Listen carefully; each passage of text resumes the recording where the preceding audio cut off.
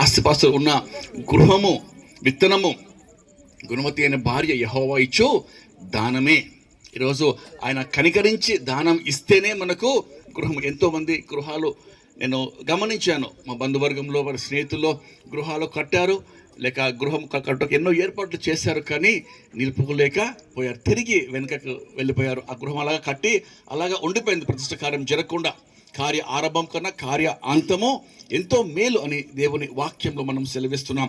ఈరోజు మనము గమనిస్తుండగా ఈరోజు ఈ గృహము శేఖర్ స్వప్నాలకు దేవుడిచ్చిన ఈ గృహము, వారి బిడ్డలకు ప్రేమించిన ఈ గృహంలో మనము కొన్ని విలువలు, మనము వాక్యపు ఆత్మీయ విలువలు నేర్చుకుందాం. ఈ గృహము యేసయ్యను ఆహ్వానించే గృహముగా ఉండాలి కదండి.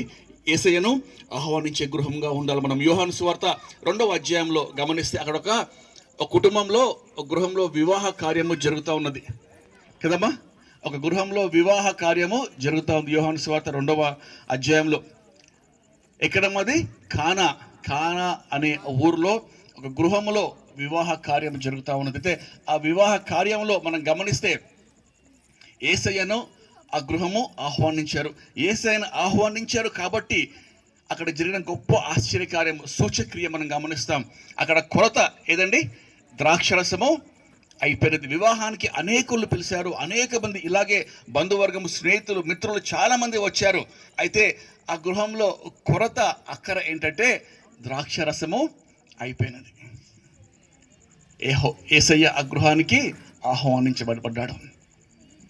యేసయ్య ఆహ్వానించబడ్డాడు కాబట్టి ఆ గృహంలో కొరత ఎరిగిన యేసయ్య తన సమయమందు మనం వాక్యంలో గమనిస్తే రుచికరమైన ద్రాక్షరసము, ఆయన నీటిని ద్రాక్షరసంగా మార్చి ఔషధను అక్కర్ను దేవుడు తీర్చాడు. ఈరోజు ప్రియ సంగమ, ఈ గృహము మన గృహము, దేవుడిచ్చిన నీ గృహము, నా గృహము, ఇక్కడ శేఖర్ స్వప్నాల గృహము యేసయ్యను ఆహ్వానించే గృహముగా ఉండాలి. హల్లెలూయా. యేసయ్యను ఆహ్వానించినప్పుడు మనం గమనిస్తే ద్రాక్షరసం నాకు అర్థం ఏంటంటే ఆనందము, సంతోషము, సమృద్ధి. దేవుడు కొరత అక్కర ఎరిగి ఆయన సమృద్ధి దయచేస్తాడు. గృహాల్లో ఆనందము అంతరించిపోతుంది, సంతోషము ఉండదు. గృహంలో అన్నీ ఉన్నాయి కానీ గృహంలో నెమ్మది లేని గృహాలు. కదా, వైన్, ద్రాక్షరసము ఆనందానికి, నెమ్మదికి సూచన. యేసయ్య ఉన్న గృహము తీయని శ్రేష్టమైన ద్రాక్షరసము ఆయన ఇచ్చాడు. అందరూ ఆశ్చర్యపోయారు, ఇంతవరకు కూడా ఈ చివరి వరకు ఇంత రుచికరమైన ద్రాక్షరసం, ఈ యొక్క రసము ఎక్కడ దాచిపెట్టలేదు. కానీ యేసయ్యను ఆహ్వానించే రహస్యం ఈరోజు మన హృదయాల్లో, మన గృహాల్లో యేసయ్య ఉన్నాడా? యేసయ్య ఉన్న గృహము సమృద్ధి అయిన గృహము, సంతృప్తినిచ్చే గృహమని దేవుని వాక్యం సెలవిస్తుంది. మరి యొక్క గృహం మనం గమనిస్తే యేసయ్యను అభిషేకించిన గృహము. లూకా సువార్త 7వ అధ్యాయము మనము 47 నుంచి కొన్ని వచనాలు గమనిస్తే అక్కడ ఒక స్త్రీ, యేసయ్య ఒక ఇంటికి వచ్చి అక్కడ ఆయన భోజనం చేస్తున్న సమయంలో ఒక స్త్రీ వచ్చి యేసయ్య పాదములను కడుగుతుంది కదండి, దాన్ని అభిషేకిస్తుంది. యేసయ్యను అభిషేకించిన గృహము.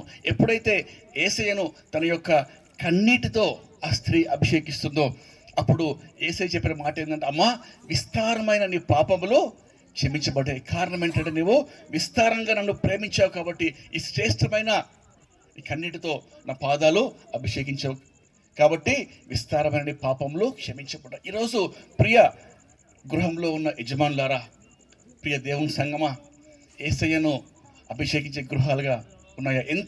ఎంతకాలమైంది మనము కన్నీటితో యేసయ్య పాదములు, పశ్చాత్తాపముతో, ప్రభా మమ్మల్ని క్షమించడే, మా పాప జీవితాన్ని, రోత జీవితాన్ని కడిగాను ప్రభా. యేసయ్యను అభిషేకించే గృహము కన్నీటితో పాదాభిషేకం చేసిన ఆ స్త్రీ. అనేకులు అంటూ ఉంటారు, అయ్యో తెలియదా ఈ స్త్రీ పాపాత్ముల స్త్రీ కదా, ఎందుకు యేసయ్య ఆమెను పాదాలు బుట్టనిస్తున్నాడు అంటే, యేసయ్య అంటాడు, ఆమెను ఏమనకండి, ఆమె నన్ను విస్తారంగా ప్రేమించింది కాబట్టి విస్తారమైన పాపములు క్షమించబడ్డాయి. యేసయ్య పాదములు యేసయ్యను అభిషేకించిన గృహం అని మనం వాక్యంలో గమనిస్తున్నాం. మరి 3వ మాట గమనిస్తే మన గృహాలు ఆతిథ్యం ఇచ్చే గృహాలుగా ఉండాలి. అనగా ఆతిథ్యం ఇచ్చుట మీరు మరవకుడి. హెబ్రీయులకు రాసిన పత్రికలో ఆ మాట ఉంటుంది, ఆతిథ్యము ఇచ్చుట మరొకడు. కొందరు తెలియకనే ఎవరికండి? దేవదూతలకు ఆతిథ్యం ఇచ్చారు. ఈరోజు ఆతిథ్యము అనగానే చాలామంది బాధపడుతుంటారు. ముందు ఒకలాగా అసలు లేదండి కదా. ముందు మేము చిన్నప్పుడు ఉన్న ఆ సమయాల్లో ఏదైనా వివాహము, ఏదైనా ఫంక్షన్, ఏదైనా కార్యం ఉంటే ముందే ఒక 3-4 డేస్ ముందే, వారం ముందే వెళ్ళి ఆ గృహాల్లో ఉండి అక్కడ అన్ని కార్యక్రమాలు అయ్యే వరకు కూడా ఉండి తర్వాత అందరం వచ్చేవాళ్ళం. సేవకులు వచ్చిన, మరి బంధువులు వచ్చిన ఆతిథ్యము ఎంతో ప్రియమైనదిగా చేసేవారు. ఇప్పుడు చాలా బిజీ అయిపోయింది లైఫ్ స్టైల్ కదా.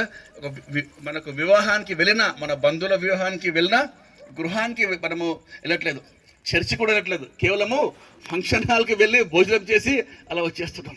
ఎంత దిగజారిపోయిన బంధాలు, పరిస్థితులు. కానీ ప్రియ దేవుని బిడ్డలారా, ఆతిథ్యము ఇచ్చేది మనము మరవకూడదు. దేవుని ఆయన పేరట, ఆయన నామంలో ఒక గిన్నెడు చల్లనీళ్ళు ఇస్తే అది దేవుడు తన యొక్క గ్రంథంలో రాసుకుంటాడు. చూడండి, ఈరోజు ఆతిథ్యం ఇచ్చే గృహముగా మన గృహం ఉండాలి అని దేవుని వాక్యం సెలవిస్తుంది. మరి ప్రార్థించే గృహముగా ఈ గృహము ఉండాలి కదండి. మనము అపోస్తుల కార్యంలో 10వ అధ్యాయంలో గమనిస్తాం. కొర్నేలి కదండి, కొర్నేలి ఆయన 3 గంటలకు లేచి, ఉదయకాలమున లేచి ఆయన కుటుంబంతో ప్రార్థన చేస్తున్న సమయంలో దేవుడు తన దూతను ఆయన పంపిస్తాడు. అనగా దూత వచ్చి నీ ప్రార్థనలు, నీ మనవులు, నీ యొక్క దాన ధర్మాలు దేవుని సన్నిధిలో చేరినాయి. హల్లెలూయా, దేవుని సన్నిధిలో చేరాయి కాబట్టి నేను జవాబుగా వచ్చాను. నీ వెళ్ళి ఫలానా వ్యక్తిని, పేతురును మీరు ఈ యొక్క గృహానికి పిలుచుకోండి. ప్రార్థించే గృహంలో దేవుని రక్షణ కార్యం జరుగుతుంది. మనము అక్కడ గమనిస్తూ ఉంటే 10వ అధ్యాయంలో రక్షణ కార్యం అక్కడ జరిగింది. పరిశుద్ధాత్మ అభిషేకము అక్కడ జరిగింది. అనేకులు రక్షణ పొంది బాప్తిస్మం తీసుకున్నారు. ప్రార్థించే గృహాలుగా ఎప్పుడైతే మన గృహాలు ఉంటాయో రక్షణ లేని కుటుంబ సభ్యులు రక్షణ పొందుకుంటారు. ప్రార్థించే గృహాలుగా ఉన్నాయా పరిశీలన చేసుకుందాం. మన గృహాల్లో ప్రార్థన ఉందా? కుటుంబ ప్రార్థనకు సమయం ఉందా? ఈరోజు నేను ఎవరిని చేయతమని చెప్పట్లేదు, కానీ ఎంతమంది గృహాల్లో ఈరోజు ఉదయకాలము కుటుంబ ప్రార్థన జరిగింది? ఎవరిని వారు పరీక్షించుకుందాం. అందరం బలహీనలమే, కానీ దేవుని వాక్యం సెలవిస్తుంది ప్రతి ఉదయ సాయంత్రములు కుటుంబ ప్రార్థన ఉండాలి. కుటుంబ ప్రార్థన కుటుంబానికి ఒక కంచు కోట వలె. ప్రార్థన దేవుని యొక్క సన్నిధిని, దేవుని యొక్క నామంలో మనం ప్రార్థన చేస్తూ కదా ఉండగా వాక్యం సెలవిస్తుంది, యెహోవా నామము బలమైన దుర్గము, నీతిమంతులు దానిలో ప్రవేశించి సురక్షితంగా ఉందరు. మరి ప్రార్థనే లేకుంటే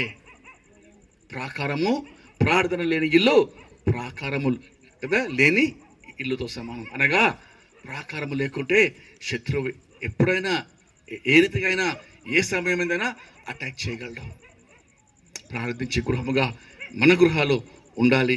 ఈ గృహ ప్రతిష్ట దినమందు ఈ గృహంలో ఉన్న యజమానులకు మరి మనందరితో దేవుడు మాట్లాడే మాట, వాక్యానికి మనము సమయం ఇచ్చే గృహంగా ఉండాలి కదండి. మనం గమనిస్తే బేతనీ గ్రామంలో మరియా, మార్తా, లాజరు అనే కదా వారు యేసయ్యను ఆహ్వానించారు కదా.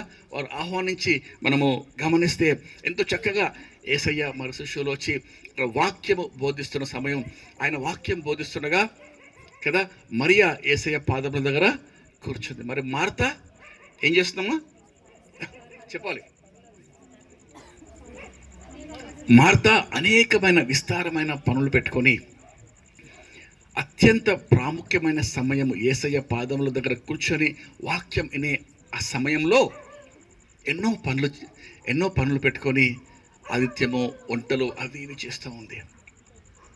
యేసయ్యకు ఏది ప్రాముఖ్యమో, ఆయన పాదం దగ్గర కూర్చొని వాక్యం వినుట ప్రాముఖ్యమా, లేక బిర్యానీ, పిండి వంటలు అన్నీ కూడా ప్రాముఖ్యమా? జాగ్రత్తగా మనం గమనిస్తే వాక్యము, యేసయ్య చెప్పే మాటలు చాలా అవసరము. కొంతమంది గృహాల్లో వారు ఇంటికి పిలుస్తారు కదా, ఆ గృహంలో ఉన్న యజమానులే లేక భార్య భర్త వాళ్ళు అనేకమైన పనులు పెట్టుకొని వాక్య సమయంలో వారి గృహంలోనే ప్రార్థన, వాక్యానికి మిస్ అయిపోతారు. వాక్యం టైంలో అనేక పనులు, అనేక ఏర్పాట్లు చేస్తూ ఉంటారు. మరి వారికి ఆశీర్వాదమా? కాదు. వారికి దీవెన లేదు. ఎందుకనగా వారి ఇంట్లో పెట్టుకొని మీటింగ్ అనేకమైన పనులు ఉండి వాక్యాన్ని నిర్లక్ష్యం చేస్తే అది క్షేమము కానే కాదు.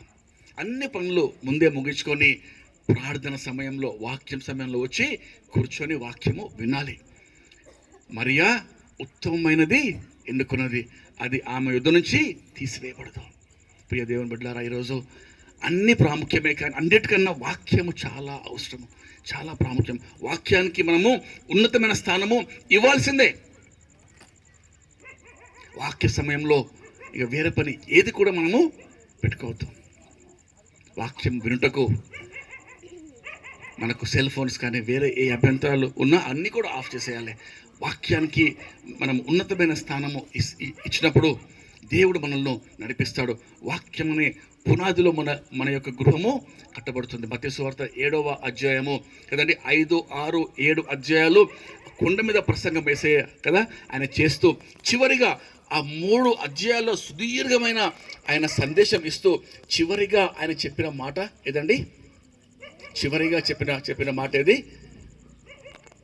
బుద్ధిమంతుడు, నా మాట ఆలకించిన వాడు, నా వాక్యానికి చెవియొగ్గిన వ్యక్తి బండ మీద కట్టబడిన ఇంటిగా ఆ ఇల్లు ఉండును. ఇప్పుడు ఈ గృహము లేక నా గృహము, నీ గృహం, ప్రియ దేవుని సంగమా, వాక్యంలో కట్టబడితే, ఆ పునాది క్రీస్తు అనే బండలో కట్టబడితే మన గృహం నిలబడుతుంది. ఈ దినము నేను ధైర్యంగా చెప్పగలను, వాక్యపు పునాది లేని గృహాలు కొట్టుకొని పోతా ఉన్నాయి. ఇసుక పైన కట్టిన గృహంగా అటు ఇటు ఇటు అటు కొట్టుకొని పోయి ఎవరు చెప్తే వారి దగ్గరికి అక్కడ ఇక్కడ పరిగెడుతూ, స్థిరమైన పునాది లేకుండా వర్షం వచ్చింది, వరదలు వచ్చినాయి, గాలి వచ్చింది, తుఫాన్ వచ్చింది. లేవంటారా? మన జీవితాల్లో ఎన్నో తుఫాన్లు, ఎన్నో ఆటుపోట్లు, ఎన్నో కష్టాలు. శ్రమలు లేని గృహము లేదు, ఇబ్బందులు, ఇక్కట్లు, కష్టములు, పొయ్యి లేని ఇల్లు లేనే లేదు. కానీ యేసయ్యపై కట్టబడిన ఇల్లు అయితే, ఆ బండపై పునాది వేయబడిన గృహము నిలబడుతుంది. ఎన్ని కష్టాలు వచ్చినా, ఎన్ని ఆటుపోట్లు వచ్చినా, ఎన్ని తుఫాన్లు వచ్చినా, సాతాను ఎన్ని కలిగించినా గృహం ఇంకా ధైర్యంగా, గట్టిగా, స్ట్రైట్గా నిలబడుతుంది. కారణం ఏంటంటే ఆ పునాది క్రీస్తే. ఈరోజు వాక్యంపై మన గృహాలు నిర్మిస్తున్నామా? లేక వాక్యానికి సమయం ఇవ్వకుండా యూట్యూబ్లో వచ్చే వాక్యము, క్యాలెండర్లో వచ్చే ఆ యొక్క వాక్యము, లేక అలవాటు ప్రకారము అలా వాక్యం తెరిచి చూసి వాక్యానికి సమయము, ఉన్నతమైన స్థానం ఇవ్వకుండా దాటేస్తుంటే మనము నిలబడలేము. ఈరోజు వాక్యాన్ని చాలా అవసరము. అందుకే మార్తా మరియా లాజర్ ఉన్న ఆ గృహంలో మరియా చేసిన పని ఏంటండి? మనం గమనిస్తే తర్వాత యేసయ్య ఆయన తన యొక్క మరణానికి వెళ్ళే ముందు, ఆయన సిలువ వేయబడే ముందు మరియా శ్రేష్టమైన కార్యము కదా, ఎందుకంటే వాక్యము తనలో నాటబడింది కాబట్టి వాక్యం ఫలించింది. యేసయ్యను తన యొక్క మరణానికి, సిలువకు అప్పగించబడే ముందు అభిషేకించింది. అత్తరు బొడ్డుతో తన యొక్క తలపై ఆ బుడ్డి పగలగొట్టి ఆ శ్రేష్టమైన అత్తరుతో ఆయన అభిషేకించి. కారణం ఏంటంటే వాక్యం విన్నది కాబట్టి ఆమెకు అర్థమైంది యేసయ్యను అభిషేకించే సమయము ఇది కాబట్టి అభిషేకించి. అందుకే ఎక్కడెక్కడైతే ఈ సువార్త ప్రకటించబడుతుందో ప్రతి చోట ఈమె చేసిన కార్యము ప్రకటించబడాలి. హల్లెలూయా. ఈరోజు మనము యేసయ్యను అభిషేకించే వారిగా, సమయములు, కాలములు తెలుసుకునే వారంగా ఉండాలి అంటే వాక్యము మనలో ఉండాలి. వాక్యం మనము తెలుసుకోవాలి. ఆ రీతిగా ఇంకొకటి, యేసయ్య పట్ల ఆశ, యేసయ్యను ప్రేమించే గృహముగా మన గృహం ఉండాలి. మనము వాక్యములు గమనిస్తే జక్కయ్య అనుకున్నాడు కదా, యేసు ఎవరో చూడాలి అనే మనసులో దృఢమైన ఆశ. ఈరోజు మన గృహంలో యేసయ్య పట్ల ఆశ గల గృహాలుగా ఉండాలి అని దేవుడు సెలవిస్తున్నాడు. జక్కయ్యకు ఎంత ఆశ అంటే, యేసయ్య వచ్చే ఆ యెరికో మార్గంలో ధనవంతుడైన జక్కయ్య, మంచి యవనస్తుడు, బలము గల జక్కయ్య, అన్నీ ఉన్నాయి కానీ యేసయ్య ఎవరో చూడాలి అని హృదయంలో నిండా ఆశ ఉంది. ఆశ ఉన్న వ్యక్తిని యేసయ్య ఎప్పుడు కూడా దాటిపోడు. నీ ఆశ యేసయ్యను ఆపేస్తుంది. మేడి చెట్టు పైన జక్కయ్య ఎక్కాడు. జక్కయ్యకు ఆశ ఉంది హృదయంలో, నేను ఎవరో యేసయ్య నేను తెలుసుకోవాలి. హృదయం నిండా కోరిక ఉన్నది. ఆ చెట్టు కింద నుంచి యేసయ్య వెళ్తున్నాడు. చెట్టు పైన జక్కయ్య కూర్చున్నాడు. తొంగి ఆయన చూస్తున్నాడు, యేసయ్యను చూశాను, ఇక చాలు యేసయ్యను చూస్తున్నాను. కానీ జక్కయ్యలో ఉన్న ఆశ యేసయ్య గ్రహించాడు. ఆ చెట్టు కింద ఆయన ఆగిపోయి, జక్కయ్య త్వరగా దిగి కిందికి రా, నేడు నేను నీ ఇంట భోజనం చేయవలసినది. అది జక్కయ్య మనోభిలాష అండి, జక్కయ్య ఇష్టం, జక్కయ్య యొక్క వాంఛ. యేసయ్య నా ఇంట్లో రావాలి. వెంటనే జక్కయ్య చెట్టు దిగి పరిగెట్టుకొని వచ్చి ఆయన చేసిన పని ఏదంటే, ఇంకా యేసయ్య ఇంట్లో కూడా రాలేదు, అప్పుడే ఆయన గృహం బయట నిలబడి, యేసు ప్రభువా, నువ్వు నా గృహానికి వచ్చుటకు నేను యోగ్యుని కాను, కానీ ఈరోజు నాకు తెలిసినంత కూడా నేను చేస్తున్నా అయ్యా. అన్యాయంగా నేను తీసుకున్న ప్రతి డబ్బు 4 గంటలు తిరిగి చెల్లిస్తాను, నా ఆస్తిలో సగభాగము బీదలకు ఇచ్చేస్తానయ్యా. జక్కయ్య, నేడు ఈ గృహానికి రక్షణ వచ్చినది, నీవు కూడా అబ్రహాము కుమారుడివే. నిజమే, ఈరోజు మన హృదయాల్లో ఆశ ఉందా? యేసయ్య నా గృహంలోనికి రావాలి, యేసయ్యతో పాటు నేను భోజనం చేయాలి. ఆశ ఉన్న వ్యక్తిని యేసయ్య దాటిపోడు. కానీ ఎవరినైనా బలవంతంగా యేసయ్య ఎవరి గృహాల లోపలికైనా చొచ్చుకొని పోడు. ప్రకటన 3వ అధ్యాయం 20వ వచనంలో ఆయన తలుపు బయట నిల్చుండి తలుపు తట్టుతూ ఉన్నాడు. ఎవరైనా నా స్వరం విని తలుపు తెరుస్తారా, నేను వారి ఇంట్లోకి వచ్చి వారితో పాటు నేనును నా తండ్రియు భోజనం చేసేదాను. ఈరోజు మనం యేసయ్యను ఆహ్వానిస్తే అనేక క్రైస్తవ గృహాలు అని పేరు పెట్టబడి ఉన్నాయి. ఈ ఇంటికి యేసుప్రభు అధిపతి అని ఉన్నాయి, ఎన్నో బోర్డ్స్ ఉంటాయేమో, కానీ నిజంగా యేసయ్య అధిపతియా? యేసుప్రభుని ఎక్కడ పెట్టాం మనం? మన మన మన గృహాల్లో ఎవరు ప్రభువుగా రాజుగా ఉన్నారో, మన గృహంలో ఎవరికి ఉన్నతమైన స్థానము ఇస్తూ ఉన్నాము? God is the head of this home అంటాం కదండి. లార్డ్ ఈజ్ ద హెడ్, ఆయన అధికారి లేక ఆయన అధిపతి అంటున్నాం. మరి నిజంగా ఆయనకు అధిపతి యొక్క స్థానము గృహాల్లో మనము ఇస్తూ ఉన్నామా? దేవుడు ఈరోజు మనతో ఆయన మాట్లాడుతూ ఉన్నాడు. కుటుంబ ప్రార్థన, వ్యక్తిగత ప్రార్థన, స్తుతి ఆరాధన, దేవునికి ఉదయ సాయంకాలము నైవేద్యము, బలి అర్పణ, అవన్నీ జరిగేది కుటుంబంలోనే. ఆలయానికి వచ్చి ఇక్కడ చేస్తాం ప్రార్థన, లేక ఆలయంలో మాత్రమే ప్రార్థిస్తాము, గృహంలో ప్రార్థన చేసుకోమంటే అది తప్పు, అది వాక్యానుసారము కాదు. ఒక సేవకుడు చెప్పాడు కదా, చర్చ్ ఈజ్ కదా ఆత్మీయ కుటుంబము సంఘము. సంఘం అంటే అదేదో కుటుంబానికి బయట కాదండి. సంఘము కుటుంబమే, కుటుంబాలు అన్నీ కలిసి ఒక దగ్గర కుటుంబంలో కలయికనే ఆత్మీయ సంఘము. ఈరోజు మరి కుటుంబంలో ఖచ్చితంగా ప్రార్థనతో, దేవునికి స్తుతి యాగముతో, మరి అర్పణతో కుటుంబం ఎల్లప్పుడూ దేవుని మహింపరిచే విధంగా ఉండాలి అని దేవుడు కోరుతున్నాడు. మరి కుటుంబానికి మరి దేవుని యొక్క పేరు పెట్టబడిన బిడ్డలుగా, దేవుని గృహముగా, ఆయనకు ఆయస్కరమైన అన్ని కూడా మన ఇంట్లో నుంచి తీసివేయాలి. దేవునికి ఆయాసం పెట్టే, ఆయనను దుఃఖపరిచే అన్ని కూడా మనము తీసివేయాలి.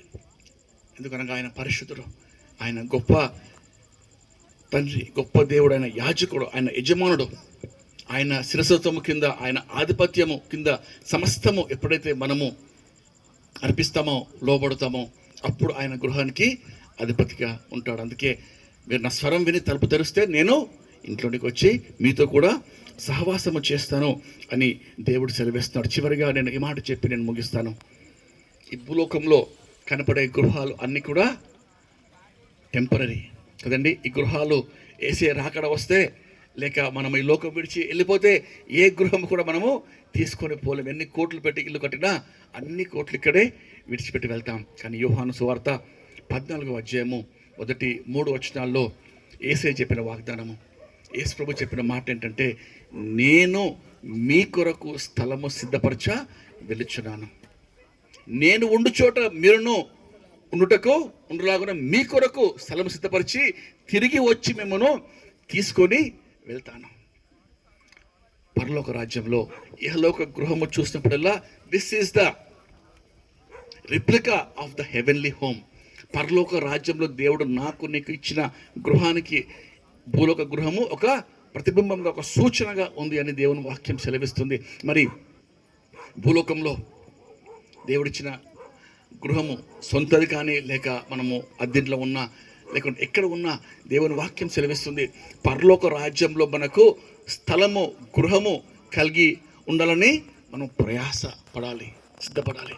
ఎందుకంటే భూలోకంలో ఏది మనం తీసుకొని వెళ్ళము, కానీ పరలోక రాజ్యంలో అక్కడ ఎవరు వారసులుగా ఉంటారో, ఎవరికి అక్కడ స్థలము గృహము దేవుడు సిద్ధపరుస్తాడు అనగా వాక్యం సెలవిస్తుంది నమ్మి బాప్తిసం పొందిన వారే రక్షణ పొందుకుంటారు. నమ్మని వారికి శిక్ష. యేసయ్య ఎవరిని బలవంతం చేయట్లే, కానీ అందరి కొరకు ఆయన సిలువలో రక్తం కార్చి మరణించాడు. రక్షణ పొందిన విశ్వాసులు దేవుని యొక్క పరలోక రాజ్యంలో ఆయన మన కొరకు గృహము స్థలము సిద్ధపరచ వెళ్ళాడు. ఇప్పుడు ఆయన స్థలము సిద్ధపరుస్తున్నాడు అని మనం గ్రహించి ఆ గృహము కొరకు మనము ప్రయాసపడ పరలోక రాజ్యంలో ధనము సమకూర్చుకుంటకు సిద్ధపడాలి. ఇక్కడ మన గృహం ఎంత పెద్దగున్నా ఎంత చిన్నగున్నా పర్వాలేదు, కానీ అక్కడైతే మన గృహము సమృద్ధిగా మనకు విశాలంగా విస్తారంగా ఉండాలి. కారణం ఏంటంటే వాక్యంలో దేవుడు సెలవిస్తాడు ఇహలోకంలో మీరు ధనము సమకూర్చు కొనకూడి, ఇక్కడ దొంగలు కన్నమేస్తారు కదండి, చిమ్మట మరి తుప్పు తినివేస్తుంది, కానీ పరలోక రాజ్యంలో మీ ధనము సమకూర్చుకోండి. అక్కడ దేవుడు దీవిస్తాడు. అక్కడ మీ కొరకు స్థలము సిద్ధపరచ వెళుతున్నాడు. మీ కొరకు అక్కడ నిత్య నివాసములు గృహము దేవుడు సిద్ధపరుస్తున్నాడు. మరి ఆ గృహము కొరకు మనము సిద్ధపడాలి. అది ఎవరికి అంటే భూలోకంలో నమ్మకంగా క్రీస్తుని వెంబడించే వారికే, భూలోకంలో ఉండగా పరలోక రాజ్య ఆత్మీయ కార్యాల్లో ఎల్లప్పుడూ ఉండువారికే ఆ గృహము, ఆ స్థలము. కాబట్టి ఈరోజు మనము ఆలోచిద్దాం. దేవుడు మన కొరకు ఆయన సమస్తము చేసింది బలి అర్పణ, ఆ గృహము మన కొరకు కట్టబట్టకు. దేవుడి యొక్క చిన్న వాక్యాన్ని దీవించి ఆశీర్వదించి మరి పరలోక రాజ్య స్వాస్థ్యము దేవుడు మనకు ఇచ్చుండగా భూలోకంలో ఇచ్చిన ఈ గృహముకై దేవుడికి మనం స్తోత్రాలు చెల్లిస్తూ మనం జీవించే యొక్క టెంపరీ హౌసింగ్ కదండి, ఈ గృహము భూలోక జీవితము అశాశ్వతమైంది, కానీ జీవించే కొద్ది కాలము దేవునికి నమ్మకస్తులుగా మన గృహము యేసయ్యను ఆహ్వానించే గృహముగా, యేసయ్యను అభిషేకించే గృహముగా, మరి ఆతిథ్యమిచ్చే గృహముగా, ప్రార్థించే గృహముగా, వాక్యమున్న గృహముగా, వాక్యం చేత కట్టబడిన గృహముగా ఉండాలి అని ప్రార్థిస్తూ మరొకసారి శేఖర్ స్వప్నాలను నేను దీవిస్తూ మరి వారిని అభినందిస్తూ వారి కుటుంబము చేరే సంఘ బిడ్డలందరినీ కూడా నేను దీవిస్తూ వాక్యాన్ని ఇక్కడ ముగిస్తున్నాను. దేవుడు గృహానికి మరి కుటుంబానికి తోడయుండి నడిపించాలని, మరి నమ్మకమైన సాక్షులుగా దేవుడు వారిని నిలబెట్టాలని ప్రార్థిస్తూ వాక్యాన్ని ముగిస్తున్నాను. ఈ సమయంలో మనము గృహ ప్రతిష్ట కార్యానికి వెళ్ళే ముందు ఒక చిన్న మాట ప్రార్థన చేసుకుందాం. దేవుడు చేసిన ఈ కార్యములకై దేవునికి స్తోత్రం చెల్లిస్తూ మనము హౌస్ డెడికేషన్ ప్రోగ్రాం మనము ప్రతిష్ట చేయటకు ముందు చిన్న మాట ప్రార్థన, అందరం తల్లు ఉంచుకొని ప్రార్థనలో మనము ఏకీవిధపడిన వాక్యం కొరకు మరి ముందున్న ఈ యొక్క గృహ ప్రతిష్ట కార్యం నిమిత్తము ప్రార్థన అందరూ తల్లు ఉంచుకుందాం. ఈ సమయంలో ప్రార్థన చేయటకు దయచేసి మన మధ్యలో సోదరులు ప్రభాకర్ గారు ఉన్నారు, వారిని ముందుకు ఆహ్వానిస్తున్నాం. వారు త్వరగా ముందుకు వచ్చి ప్రార్థన చేస్తారు. ఎత్తబడిన వాక్యం నిమిత్తము ఆ రీతిగా ముందు జరిగే కార్యం నిమిత్తం కూడా ప్రార్థన చేస్తారు.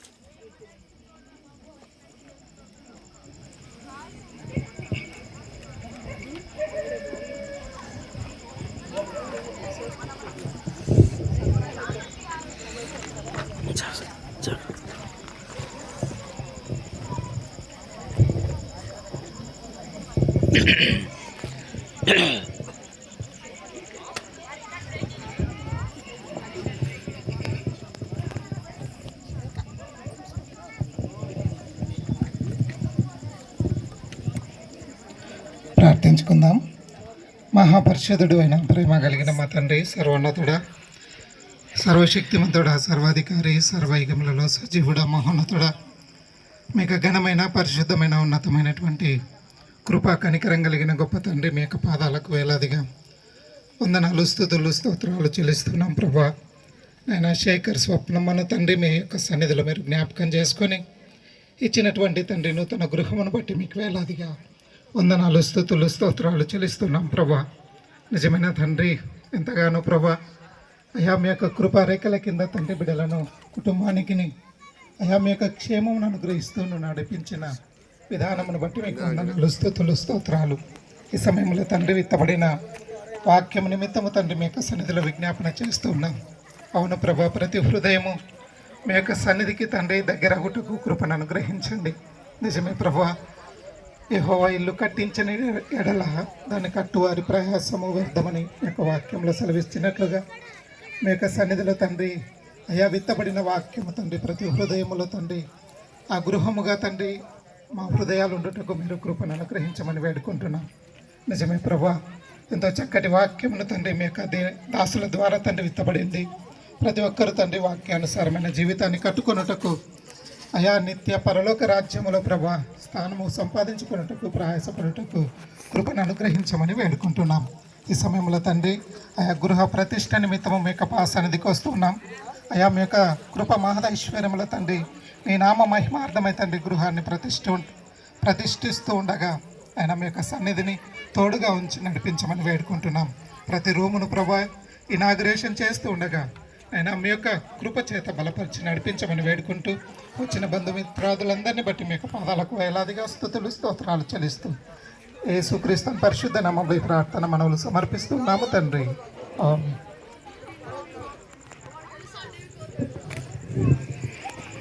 శ్రేష్టమైన ప్రార్థన సమయంకై దేవునికి స్తోత్రములు. ఈ సమయంలో అందరం కూడా మనము గృహ ప్రతిష్ట కార్యంలో మరి ప్రతిష్ట చేయుచుండగా అందరము దయచేసి పెద్దలు మరి కుటుంబస్తులు ముందుకు రావాల్సిందిగా మనవి చేస్తున్నాం.